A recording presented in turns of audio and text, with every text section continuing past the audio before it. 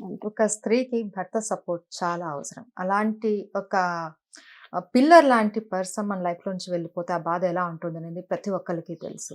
So, ఇప్పుడు ఫ్యామిలీలో మీకు ఎలాంటి సపోర్ట్ ఉందంటారు? ఫ్యామిలీలో అంటే మాది సరే కొంచెం ప్రాబ్లమ్ అయినప్పటికీ మ్యారేజ్ అయితే ఒప్పించే చేసుకున్నాము. ఆహ్, ఇవి ఎటువంటి అంటే ఇటు నుంచి గానీ ఎటువంటి ఇబ్బంది నన్నెవ్వరు ఏం పెట్టట్లేదండి. వాస్తవానికి సాయి చంద్ మా అత్తగారి సైడ్ నుంచైనా నన్ను ఏ రోజు ఇబ్బంది పెట్టిన సందర్భాలు లేవు. మేము వాళ్ళను అంటే మేము ఎలా అంటే సాయి అస్తమానం బిజీ. బిజీ. మేము ఇక్కడికి హైదరాబాద్‌లో సెటిల్ కావడం, ఫస్ట్ నుంచైనా నా స్టూడెంట్‌గా ఉన్నప్పటి నుంచి హైదరాబాద్‌లోనే ఉన్నాడు. హైదరాబాద్‌లోనే సెటిల్ కావడం, అటు వెళ్ళడం, ఇటు వెళ్ళడం, అందరితోటి సత్సంబంధాలు అంటారు కదా! అందరితోటి సత్సంబంధాలున్నాయి.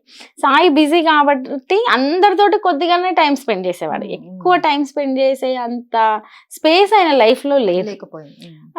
సో, కలిసినప్పుడు మాత్రం అందరితోటి అన్ని మంచిగానే మాట్లాడుకునే వాళ్ళం, మంచిగానే ఉండేవాళ్ళం. మేము టైం స్పెండ్ చేసుకునే స్పేసే అంటే అంత బిజీ. ఒకవేళ ఉన్నప్పటికీ ఎప్పుడు జనాలంటే ఏదో అని కాదు, పబ్లిక్‌తో ఉండడము అట్లా అలవాటు అయిపోతది కదా!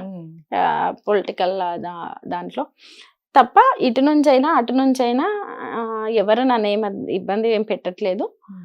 సహకారము అంటే ఉంది. అమ్మ వాళ్ళ సైడ్ నుంచి అయితే బలమైన సహకారమే ఉంది.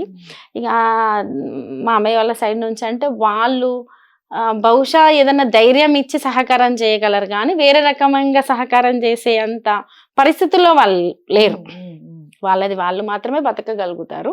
వాళ్ళది వాళ్ళకి మాత్రమే. కొంచెం ఆర్థికంగా మా సైడ్ నుంచి, కొంచెం అమ్మ వాళ్ళ సైడ్ నుంచి నాకు ఉంది సపోర్ట్, బలమైన సపోర్టే ఉంది. అండ్ ఇప్పుడు పిల్లలు, ఒక తండ్రి లేని లోటు పిల్లలకి చాలా తెలుస్తూ ఉంటుంది. అందులోనూ అమ్మాయికి ఫాదర్ తోటి చాలా ఎక్కువ ఎఫెక్షన్ ఉంటుంది. సో, మీరు దాన్ని ఎలా భర్తీ చేస్తున్నారు ఇప్పుడు? కష్టంగా భర్తీ చేస్తున్నానండి. చెయ్యాలి, తప్పదు. ఒక్కొక్కటి అంటే ఇంట్లో జరుగుతున్న మేము అంటే ఒక్కొక్కటి తలుచుకుంటే ఇక ఏడ్చి కన్నీళ్ళు ఎండిపోతాయి అంటారు కదండి, అట్లా అయిపోయిందండి పరిస్థితి. చెప్తున్నాను, ధైర్యం తెచ్చుకుంటున్నాను. బహుశా ఎలా ఉంటదంటే ఒక సంఘటన తర్వాత అంటే ఒక మనిషి మన జీవితంలో అతి దగ్గరగా మనకు ప్రాణమైన ఒక మనిషి పోయినప్పుడు వ్యక్తులే కాదు, కాలం కూడా మనకు అంత ఈజీగా సపోర్ట్ చేయదు. పిల్లలకు ధైర్యం చెప్తాను, వాళ్ళని సరైన దారిలో పెడతాను. అందరూ నేను ధైర్యంగా మాట్లాడేది చూసి నాకు ఎంత సపోర్ట్ ఉందో అన్నట్టు ఫీల్ అవుతుండొచ్చు. అది మీ సొంతంగా నేను బిల్డ్ చేసుకుంటున్నాను. నేను అంటే అది బిల్డ్ అయి ఉన్నది అనే దానికంటే నేనే బిల్డ్ చేసుకుంటున్నాను.